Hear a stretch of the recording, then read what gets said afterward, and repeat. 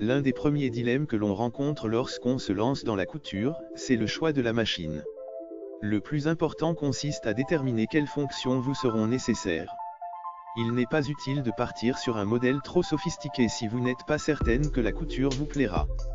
Mais gardez également à l'esprit qu'une machine bon marché ne sera pas toujours une bonne affaire. L'idéal c'est à la fois une machine simple d'utilisation et proposant suffisamment de possibilités pour vous permettre de progresser. Pour bien choisir sa machine à coudre, il est important de prendre en compte ses désirs créatifs et le temps que l'on souhaite y consacrer, occasionnel ou régulier, reprise, habillement, décoration, patchwork, broderie ou encore le type de tissu que l'on souhaite travailler. Vos projets vous guideront dans le choix de votre machine à coudre.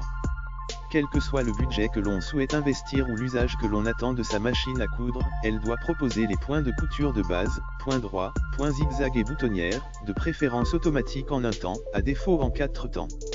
Attention, la mention « boutonnière en 4 temps » signifie que vous devez changer 4 fois vos paramètres de couture afin de coudre les 4 côtés de la boutonnière. Sur une chemise, cela peut être fastidieux. Le point pour couture stretch, ou élastique, s'avère utile pour travailler les tissus extensibles comme le jersey par exemple.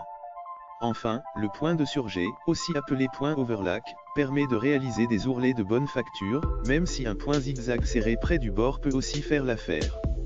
La machine à coudre doit proposer un minimum de pieds presseurs, ou pieds de biche, 4 dans l'idéal, un classique, un pour les fermetures éclairs, un pour les boutonnières et éventuellement un pose-bouton, pour cadrer les boutons.